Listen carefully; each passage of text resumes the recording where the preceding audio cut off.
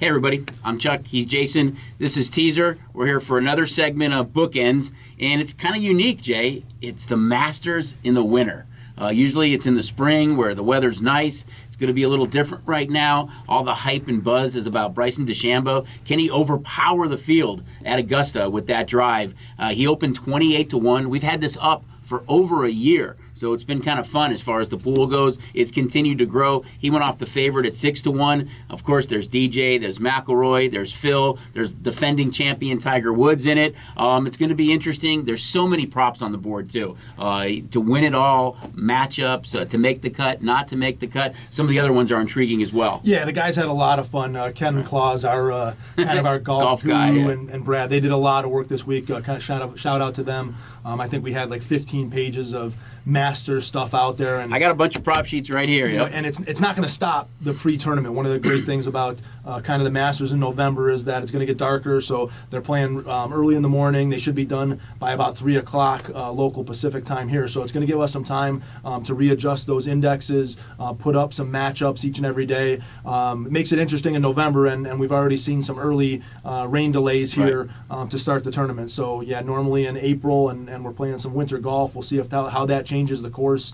how the guys play it. But it's going to be an interesting week, and it was really competitive last year. Obviously, Tiger pulling out the win at 13 under with a bunch of guys right behind him at 12 and 11 under, and it'll be interesting to see how those scores are here playing in the winter, how the ball travels. I know you talked about Bryson wants to hit a 400-yard drive here. Right. But yeah, just look for a lot of the props, a lot of matchups, and continued golf action throughout the week. Yeah, it's been great with just kind of football going on right now. I know we've had football. We had the MAC action. We talked about that on Tuesdays and Wednesdays, and pro and college with not a lot else going on right now. The Masters has just drawn so much attention. I mean, every day in the morning, I saw more and more guests grabbing the sheets, betting, talking about it. It's going to be on all the screens in all of our books, and it's so intriguing because McElroy's never won one. He's won every major but the Masters. And then if there happens to be that certain guy in a red polo on the back nine Sunday, does that add some intrigue or what? So he was there last year, as you mentioned, winning at 13 under and a bunch of guys at 12 under. But it is fun, and you're right. The guys in the hub had so much fun putting all these props up. They talked about it. Every day they were coming up with more and more stuff. I think it just adds intrigue to it. And I know we've mentioned it before. It's Propatopia in other sports. It's clearly Propatopia with the Masters right now. Well, we're going to add to more Propatopia when with the NBA draft. Right.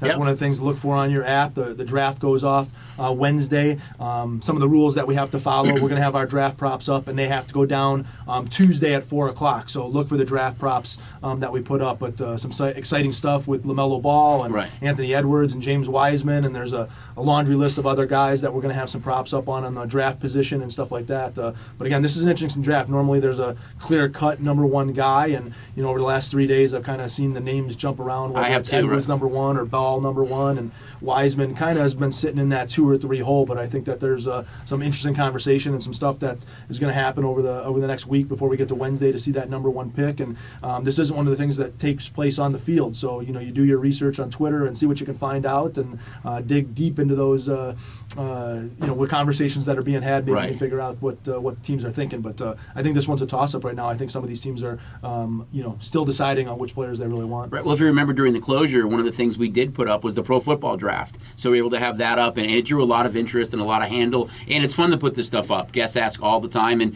I think there's so much intrigue at the top. I mean, you think about the Warriors, who are actually the 4th lowest odds to win the NBA championship after not making the playoffs last year. We know the injuries to Curry and Thompson, and they sit at the number 2 spot. You've heard a lot of rumblings about potential trades, what's going to happen in Houston with Westbrook and Harden. I think there's going to be a lot of kind of intrigue in the first 5 to 10, where there might be some teams trading and moving around. Who covets Edwards? Who wants Wiseman? I think it's going to be fun to watch, and I do suspect I'll see a lot of trades. And you think about Golden State again at number 2. If they're able to add an Edwards or Wiseman to that good team already, I think it catapults them into the top probably 2 or 3 to win the title. So are you saying Ball goes number 1?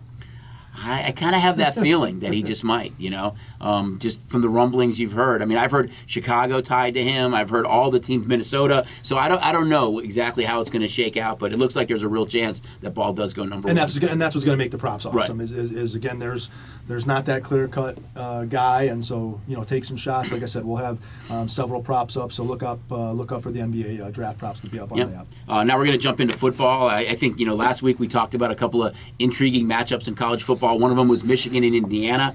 We talked about how Indiana could be a live dog in that spot at home, and they played really well against Michigan and came away with the win. We're going to dive into some more games now. I think you wanted to start with a game that's kind of in our backyard this week. Strangely enough, that it's playing in our backyard. And this week, there's not a lot of what we would say top 25 matchups. Actually, there's no top 25 matchups on the board, and we've seen 14 cancellations due to COVID this week. In particular, some of the top teams in the SEC, and we see Ohio State canceled out against Maryland and Alabama against LSU. So some of those top-ranked teams, all of our Heisman favorites are going to be on the bench this week, not playing. Those three guys are all out. But yeah, talking about strangely enough, Nevada and New Mexico. So it'll be the second time that Nevada gets to visit Las Vegas. They play at Allegiant Stadium, and they get to play New Mexico this week at Sam Boyd Stadium. And so New Mexico has had some real issues with New Mexico home games. New Mexico COVID regulations won't allow them to have games in New Mexico, and they haven't been able to practice in New Mexico as well. So they actually had to take one of their games. They played and switched their home game to playing at San Jose State. They switched this home game to playing at Sam Boyd Stadium here in Nevada. They actually went to Hawaii last week, and strangely enough, New Mexico, since November 2nd, has been practicing at Sam Boyd Stadium. They practiced at Sam Boyd Stadium all week, then went and played their home game at Hawaii, came back here, been practicing at Sam Boyd Stadium, now to play Nevada on Saturday. Good news is the weather will be nice. Yeah, and so they're essentially the third local team now. Right. New Mexico is the third local or Nevada-based team that's playing, and Nevada comes down to play their second game. They've been fantastic. Carson Strong, their quarterback, has been putting up all kinds of yards. I think his touchdowns are 9 TDs to no interceptions. They've been really, really good. But this is just one of those interesting spots. Nevada plays San Diego State next week. Right. This is a classic potential look-ahead situation, and really the question for me is about this New Mexico team is, are they just road weary? These kids haven't been home, been on the road. They had to go to Hawaii last week, come back, or are they just starving and hungry for to get a win? They're all football. They're not around their families. They've been kind of pulled out of their home state, their homes, to do nothing but play football. And do they become those kind of ravaged dogs doing everything they can to get that win? They played a really good competitive game at Hawaii last week, and then kind of let it slip away in the fourth quarter as Hawaii put up a bunch of points.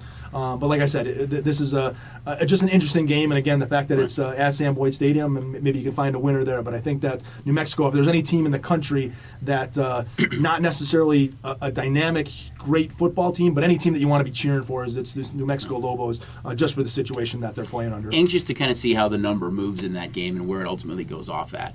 I'm going to talk about Notre Dame and BC. We talked about Notre Dame last week against Clemson. We knew that Trevor Lawrence wouldn't be there. They're able to upset the number one team in the country. It was a great game. This week, they're almost 2-touchdown favorites over BC. Kind of interesting stat. Teams that have played Clemson this week are 0-6 the following week. So it's got to be a little bit of a letdown game for Notre Dame after that big win. BC getting points. The last 5 is 4-1 against the number. And their quarterback, Phil Yurkovich, guess what? He's a Notre Dame transfer. So maybe he's got something to prove in that game too. Just kind of curious to see if Notre Dame has any sort of a letdown here. Numbers kind of hovered right below 2 touchdowns. Anxious to see what ultimately happens with that number, if it gets driven back up or not. Yeah, and you get a good comparison to look at from a BC standpoint, because they played Clemson the week before Clemson played Notre Dame. Played really well in the first half of that game, right? And so it was the first game Lawrence out. So statistically, you can kind of go back and look at that game. But yeah, Notre Dame draws a bye next week. So coming off the big win, if they can get through this game to kind of shape things up. But this is if we were doing our Halloween episode, this is a scary spot. Right, yeah. This is a scary. No spot. more masks though, guys. Not until next year. This is a scary spot for them, and almost a 2-touchdown favorite against this Boston College team. That I think the one thing that the Notre Dame has going for them is Boston College really wants to run the ball, control the offense, and that defensive line for Notre Dame is so stout good, that right. they should be able to stop the Boston College run game and force that to Boston College to throw the ball, which they don't want to do. So they should be able to score points on Boston But they College. have been good in that role as an underdog. I mean, as I said, 4-1 against the number. So winning record, right. and again a bad spot of Notre Dame Right. coming off that high and then having to play Boston College. But Notre Dame's moved to number 2 in the country, and when you're a top team in the country, it doesn't matter about the spot. You just come out and do your job every week, and Brian Kelly, that's what he's going to look to do with these guys, and just go out there and play their football game, and they should take care of business. I know you want to kind of go off the grid a little bit for maybe not a game that's that marquee game.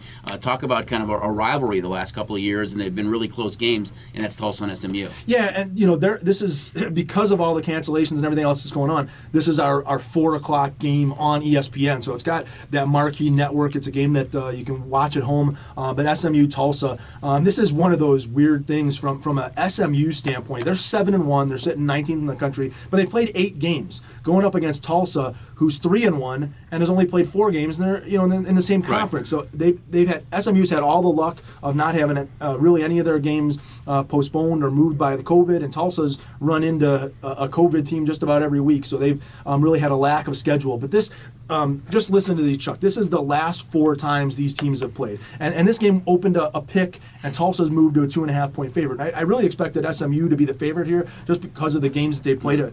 2016 at Tulsa, SMU wins 43-40 in overtime. 2017, SMU wins 38-34 at SMU. 2018, Tulsa wins 27-24 at Tulsa. And last year, SMU wins 43-37 in triple overtime at SMU. So these teams. Do we have an overtime prop up on that game? These teams have played some, really, really close games. And I know the game last year, Tulsa had a 21-point lead that they blew in the fourth quarter to get that game into overtime. So, I mean, this is, a series of really, really close games. Who has the ball last? And between Zach Smith for Tulsa and Buechele for SMU, we've got some really, really good quarterbacks in the game. Buechele is on our Heisman list, and you can see these have been some high-scoring games. So, if you want to be entertained, it should be a great game to watch on ESPN at 4 o'clock. Should have a high total, and it looks like it's going to be a really close game. So if you want to kind of dive into all those things and bet great this stats, game, right? it should be an interesting game to watch. It is. I'm just going to touch on 2 real quick college games before we jump into the pros. One is the Michigan-Wisconsin game. I mean, we know Wisconsin's had all the COVID issues, and they are a small road favorite at Michigan. Michigan got beat, back-to-back weeks now against Indiana and against Michigan State, where they were the favorite in the games. They haven't lost in the same season to Michigan State and Indiana since 1987. There's no coach that has a hotter seat right now than Jim Harbaugh. There's already rumblings about NFL teams that might be lining up for him. Maybe the shine's kind of worn off a little bit at Michigan. He just can't get over the hump and beat Ohio State and win the big games. They were a team that everyone said was his best team.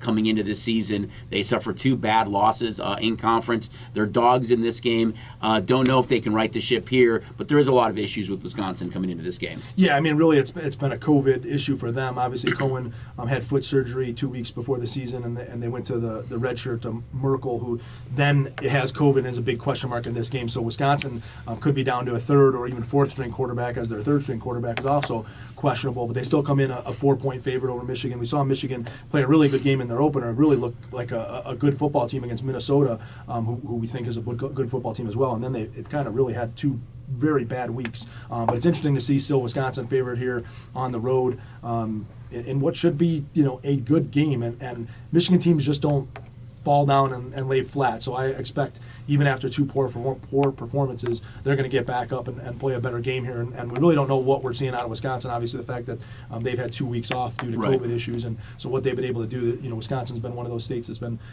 have more COVID issues than others. So we'll see what Wisconsin's able to bring to the table here. 2 more games real quick. Add a little intrigue. Penn State and Nebraska. Penn State's a small road favorite. They haven't started 0-4 since 2001. They had a lot of hype in the offseason too, really struggling out of the gate. And you think about Nebraska, Penn State, perennial powers that really aren't playing good. Well, talking about Penn State as a 25-point favorite, losing to Maryland last week. Michigan too, and they were a 24-point favorite when they lost to Michigan State. So yeah, I mean, these again, I don't think in a normal college football season, with fan bases and stuff like that we're seeing these type of results. But in today's world, with lack of fans, a lack of practices, we're seeing some crazy stuff happen. Right.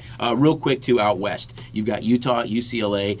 The Utes have just dominated this meeting of late. They've won the last 4, and 3 of the last 4 they've outscored UCLA 138-30. So it's been pure dominance. They're a small road favorite at UCLA. Yeah, Utah didn't get to play last week. Their game was canceled. UCLA lost as a favorite at Colorado. I thought Dorian Thompson-Robinson played well, put up 5 touchdowns. I think he had over 400 yards, some critical turnovers. But the problem, again, for UCLA was that defense. Colorado wasn't expected to be a powerhouse offense.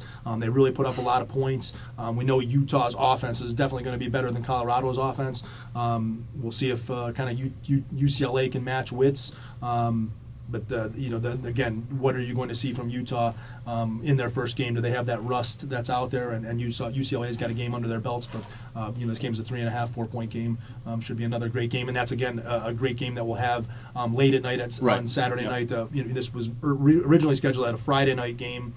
Due to the COVID issues with Utah, moved to a Saturday night game. It'll be a marquee game for us. We'll have it on the in-game and in progress. Right. So look for those opportunities to bet that game late Saturday night. It's been fun to have some of those Pac-12 games back, both early and late in the day Yep. as well. So it's kind of cool. Now we're going to jump over to the pros. Last week was kind of unique again. You had a lot of underdogs that actually cover the number throughout the course of the day. Teaser was barking a little bit. The one thing that kind of returned back to form is that only 3 games went under. So there was a lot of scoring again last weekend that the bettors did extremely well on. We're going to look at some of the games this week and see what that impact will be. First, we're going to look at the NFC South, and you look at Tampa and Carolina. Tampa's under a touchdown favorite on the road.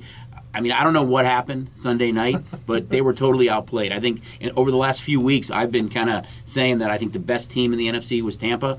They were going to get Godwin and Antonio Brown, and the difference was that defense. They got throttled by the Saints. I know just getting Michael Thomas and Sanders back helped a lot, but I've kind of flipped now. You look like the Saints are the better team. This is a rematch of a game from September where the Saints won 31-17. No McCaffrey. Again, he's got a slight separation of the shoulder. They're saying he's out a week maybe or two. He might not play again this season. I think with the injuries they had, they're 3-6. It wouldn't surprise me if he doesn't come back. But it's a game that Tampa really needs to bounce back on. And Bruce Arians was critical of Tom Brady after the game. Thought that he didn't target Mike Evans enough and that he targeted Antonio Brown a little bit too much. So kind of interesting to see the way they bounce back in this one. Yeah, I mean, they weren't good at all. Three interceptions. Right. It was an ugly game to watch. To be at 31-0. I think they set an NFL record for rushing attempts in the game. Just completely getting away from their game plan. But dominated by the Saints. That Saint defense has kind of given all the rest of the teams in the NFL the blueprint to face the Bucs, and that's that you have to pressure Tom Brady and get the blitz on him, and they pressured him all day and bombarded him all day, and that's not what the Carolina Panthers do well at all. I think they're ranked 30th in the league in sacks, and they don't really have a lot of experience on the back end. So this sets up well from a bounce back situation for the Bucs. Strangely enough, the Bucs lost to that Saints in week 1 of the NFL season, and then came back and played the Panthers and won that game. You said 31-17, right. And now we get the same thing. They get embarrassed by the Saints, and they get to bounce back against the Carolina Panthers. So the Panthers, unfortunately for them, they get the Saints in the bad spot coming off a loss, and probably a pretty aggravated team. And obviously we don't get to see Tom Brady's bad performances like that, maybe the worst performance of his career, to bounce back. And you had I won't call it the Antonio Brown circus of last week, but it was his first week, and maybe took the offense out of doing some of the things they want to do. But I expect Tom Brady to bounce back, and this is, like I said, it's a great spot for them, as Carolina doesn't do a very good job of pressuring the quarterback and doesn't have a very good back end. But Carolina's been really, really good on offense. We saw them lose 31-30 or 33-31 to the Chiefs last week. With McCaffrey back in, now they're going to go back to Mike Davis, but it's really been, Robbie Anderson, Curtis Samuel, DJ Moore, who probably is their most athletic and best receiver, has really been It's been more Curtis Samuel. He's had a couple of multiple touchdown games. Yeah, right. Samuel's been great. They go to him on third down, and we see him out of the backfield. And Matt Rule has. They haven't quit. They're playing hard. I think they've lost their last 4 games, but they've been in the games. This just isn't a particularly good spot for them. But we'll see how it goes. I mean, they do have the weapons in Bridgewater. Offensively, they do, but they can get exposed on the back end. Yeah, so I mean, if they're going to stay in the game, it's going to have to almost be the mirror of last week of of playing a high-scoring game, and that's not going to be easy against this Bucs defense that is going to be pretty aggravated after what happened last week. But a lot of it wasn't particularly on them. It was the fact that they just got put in really bad situations after the turnovers. The Saints were on short fields, and obviously the Saints getting some of their stars back, and Michael Thomas and Kamara. Thomas is the key. Yeah, they've moved to the favorite in the NFC with that win. Yep. I'm going to look at a game in our own backyard. That's the Broncos and the Raiders. Strange enough, we've talked about the Raiders, and I think they're the biggest surprise in the league, or one of them, at 5-3. They got through a really difficult schedule. They've got one of the easiest schedules left in the league left. They do play home to Denver this week. Then they play home to Kansas City. Then they travel to the Jets and Falcons, both winnable games. But when you think about the Raiders, they've only won one game at Allegiant Stadium, and that was the first Monday night against the Saints. They've lost to the Bills and they've lost to the Bucs. So this is only their fourth home game. They're favorites against the Broncos here. They're 5-3. They do play the Chiefs next week on Sunday Night Football. So you wonder if it's a little bit of a look ahead or not. I think it's interesting that the Raiders are 6-1-1 over this year. Denver's gone over the last 3 games.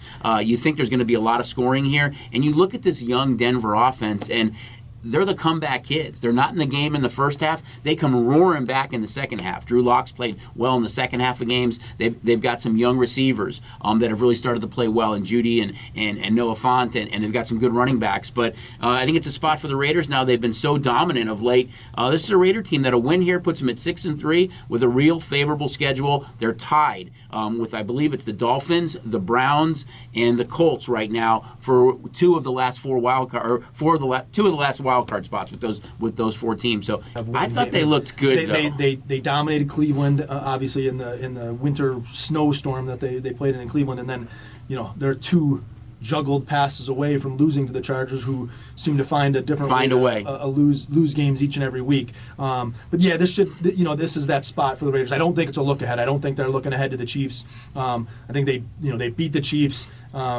Squeak by the Chargers, and now have a divisional opponent coming in, and it isn't like you're sandwiched between divisional opponents or something like that. Kind of maybe way that Seattle was last week. This is a rivalry.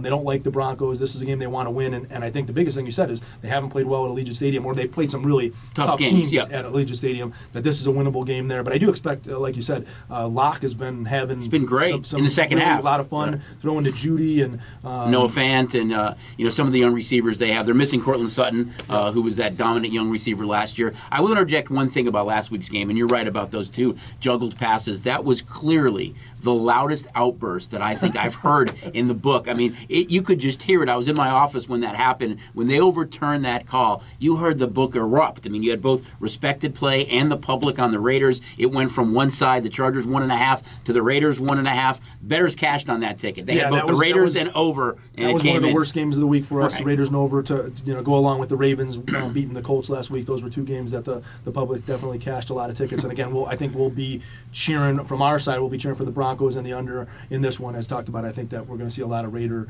and over money. And again, remember, we're doing a lot of the Raider props. We've got props up on a lot of the offensive players and special point spreads and guys that score the first touchdown. So whether you're a Raider fan or a Bronco fan, we're going to have a lot of props up on the game. This will be their first home game that we're actually rooting against them. We rooted for them against the Bucs, the Saints, and the Bills. This will be the first time. You've just been on the road that we were rooting against them. Now we're going to jump to a big NFC West game between the Rams and Seahawks. And I think the Seahawks have kind of let everybody else in that division because Russ can definitely cook. I mean, you look at that offense, it's unbelievable with Lockett and the way DK Metcalf's played. They've been playing without Carson. He might be back. But Russell Wilson's having an MVP season. The problem is they can't stop anybody. Through 8 games, they've given up more. They're the second most yards given up in NFL history through 8 games. They got Jamal Adams back. They still can't put pressure on the quarterback. This is it's an interesting spot because the Rams are very small home favorites here, and whoever wins this division might kind of take control of what I think is one of the most difficult divisions or one of the toughest divisions in all of football. Yeah, I mean, obviously we're talking about 2 and 3 weeks ago. Seattle was probably the best team in the NFC or the favorites to win the NFC. With a question mark on defense, yeah. And Wilson was a front runner for MVP MVP, and now they go and lose to the Cardinals in an amazing finish and a Kyler Murray. But we saw Wilson have some turnovers in that game, and then obviously the trip to Buffalo where they kind of get beat up by the Bills, and again we see some additional Russell Wilson turnovers. But this is a 6-2 versus a 5-3, 6-2 Seahawks versus a 5-3 Rams. Rams come off their bye too. Yeah, going for the division lead. The biggest thing here with the Rams though is they're 5-3, and we talked about four of those wins coming against the NFC East, and their other win coming on Monday night against the Bears. They have statistically the second best pass defense in the NFL. I don't know if that's saying much in the fact that of the teams that they've played. I think Washington has the best statistical pass defense in the NFL, but that's because Washington can't stop the run and nobody needs to pass on Washington. But they've just not been consistent with the Rams. I mean, you go and you beat that Bears team on Monday night and then go and get beat up by the Dolphins in Miami into a start before your bye week.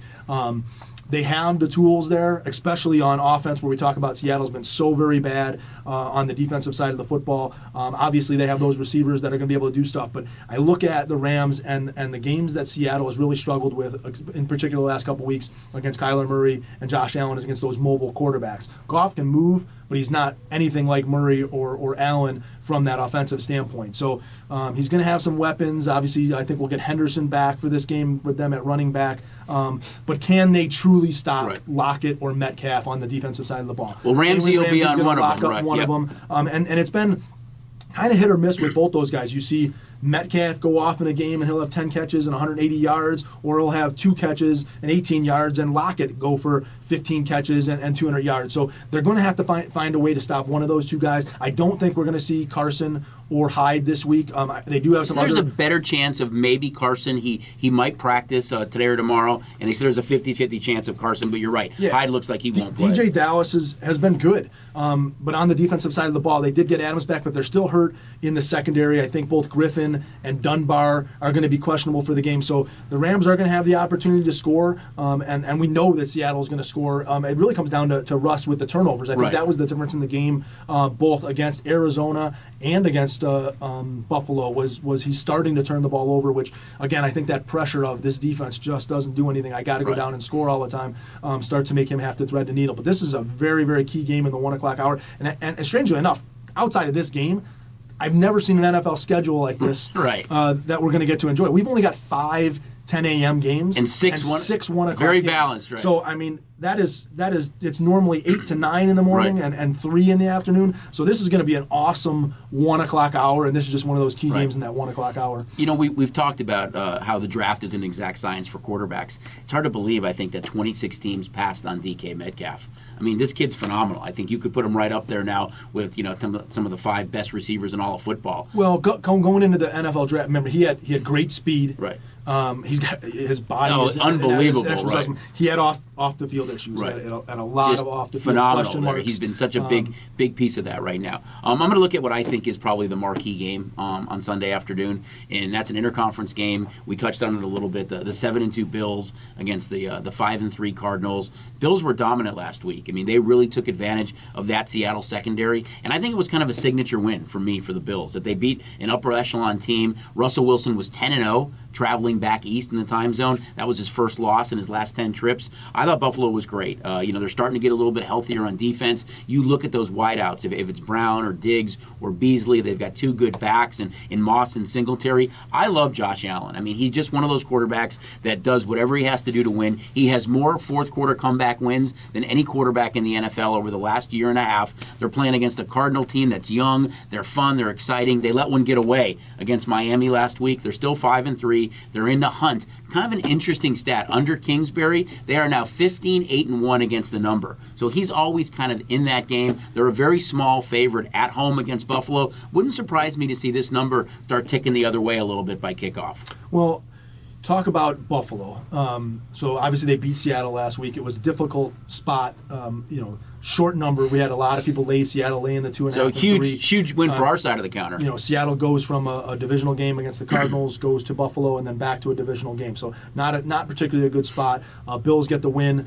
They've really had struggled on defense. I came into this season thinking the Bills were going to be one of those top 3 teams in the league from a defensive standpoint, and they've really not been able to stop the run. But let me say, a lot of that was the injuries. They lost Milano, and I think they just have been their 2 top tacklers have both been out for the bulk of the season. Once they get those guys back, and they got Tre'Davious White on the back end, who you can make a case is in the top 5 best DBs in the league. Yeah, so they're only going to improve on that side of the ball, get better with the guys coming back, and on the offensive side of the ball, 2 young kids running the football in Moss and Singletary. But one of the key things was that everything on the offense was flowing through Diggs because John Brown just hasn't been healthy. Right. I think it's a knee injury with him, but we saw him look like he actually hit his back and I think he had 9 catches for over 100 yards last week. So if he's healthy going up against this Arizona team, they should be able to score points, and if that defense can get better, but they have to be able to stop the run. Arizona on their side loses Kenyon Drake. Chase Edmonds takes over. I don't know how much of a difference really is there. I think Edmonds has kind of been the better back this year so far. But it's stopping Murray from running the ball. So this game's got overwritten all over it with these 2 teams going back up and down the field. There is, again, from an Arizona standpoint, lose to Miami last week, now face the Bills this week, and do have a definite look ahead. Both talking about Seattle playing the Rams and Arizona this week.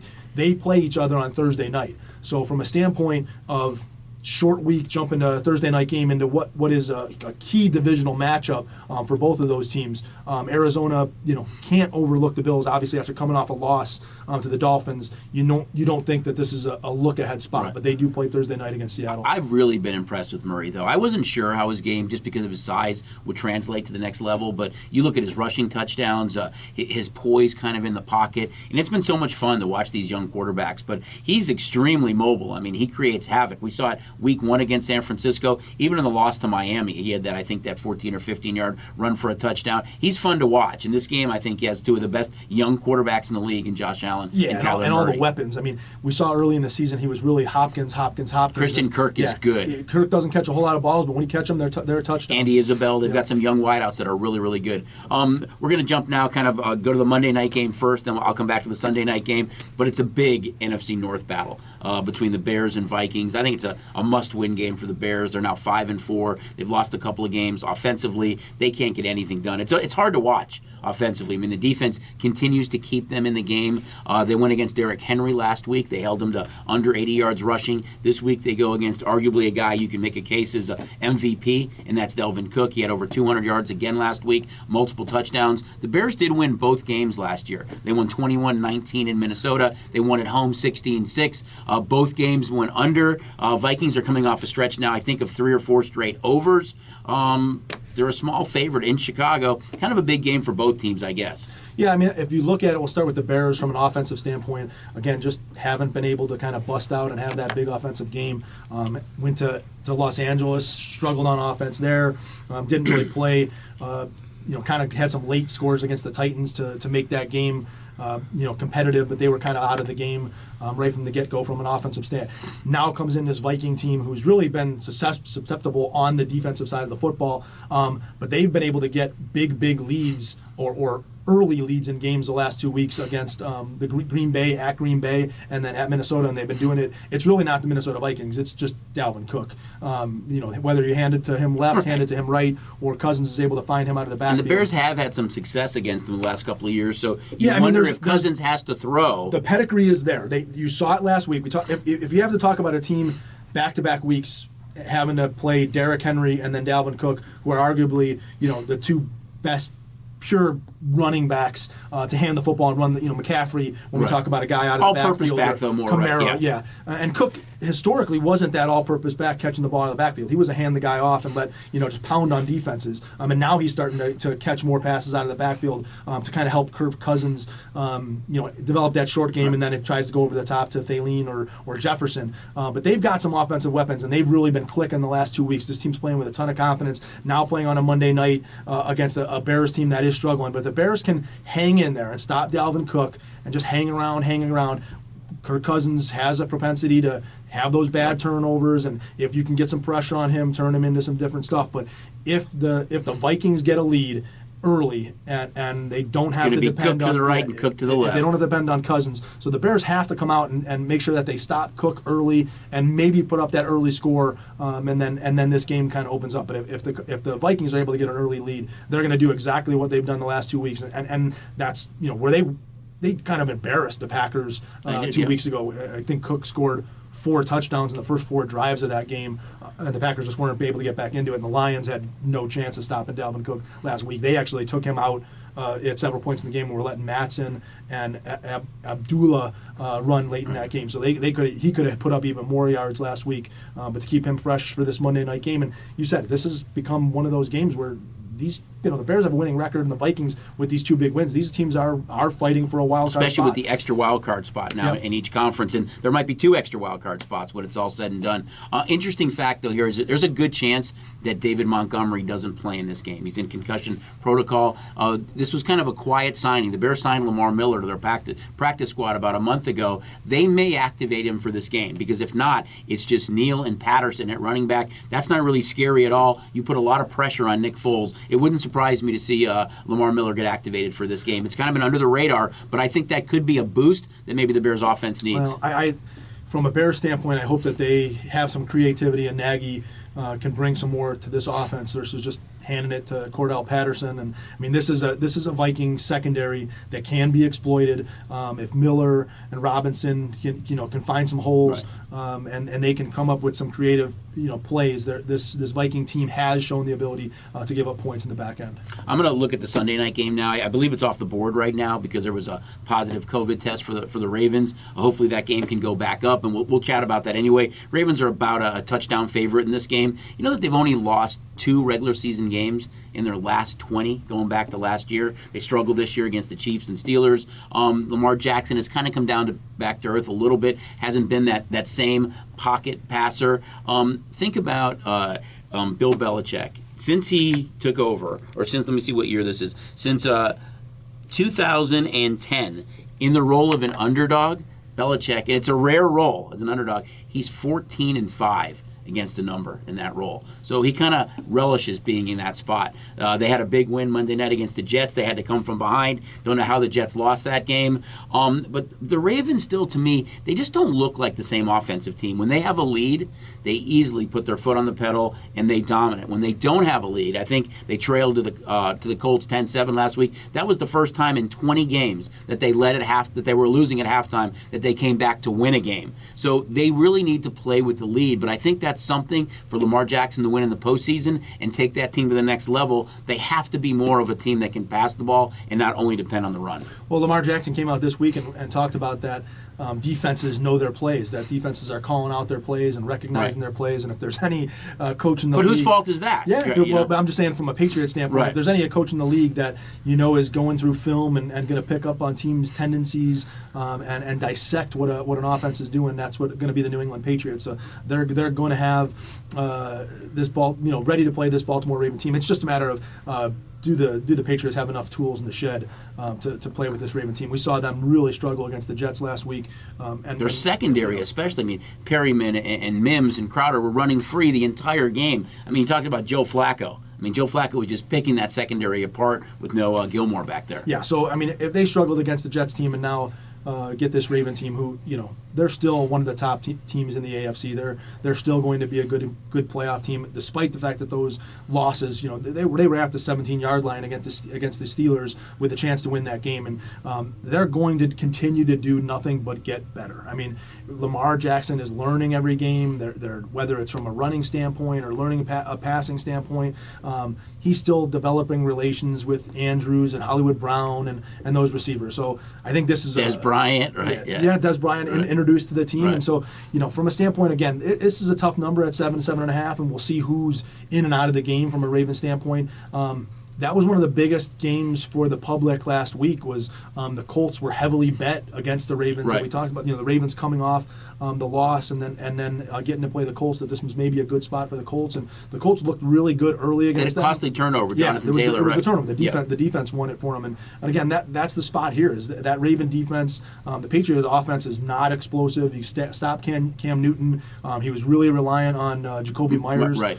So if No Harry, no Edelman. Yeah, right. the Ravens are going to be able to focus and stop those things, and just the Patriots. Like I said, I don't just how much do they have in the toolbox Right. to really stretch the Ravens out. I agree with you on the Ravens that I think they're a really good team, and I think they're a playoff team. I think they're still a major question mark if they're a good playoff team, because he still never won a playoff game yet, Lamar Jackson. So when he's on that big stage, I think that's when he kind of has to bring it to the next level. But they'll have their chance this year, there's no question. So, guys, it's been great. Don't forget, we've got the Masters. I mean, there's going to be so many things that we're adjusting on a daily basis on the board. It's so much fun having the Masters in November. Should be kind of fun. And don't forget the NBA draft props. Yeah, and we still have the 10% bonus going on for all new signups. So if you don't have the STN app, no better time to get it than when the bonus is going on. So whatever you put in, you got a 10% bonus. And we still got the 20 times points on mobile parlay cards. So each and every weekend we're offering the mobile parlay cards. Standard, you would get 6 times points on those. So we're out there with an incredible offer on the mobile parlay cards. So if you have the app, you've got that sports, race, in-play, and parlay cards. Click on parlay cards. You've got a teaser card, a mega teaser card, a half-point card, a ties win card, a prime time card, a first half card, a daily parlay card. So there's a ton of parlay cards for you to play, and you're getting 20 times points on those right now. Right. And don't forget about it. As Jason mentioned, STN Mobile. It's dependable, reliable. You get the race, you have sports. It's just a lot of fun, guys. And don't forget, with the Masters, all the different things we'll be adjusting on a daily basis. We're only 2 weeks away from college hoop starting, so get signed up today. He's Jason. He's Teaser. I'm Chucky. We'll see you next week on Bookends.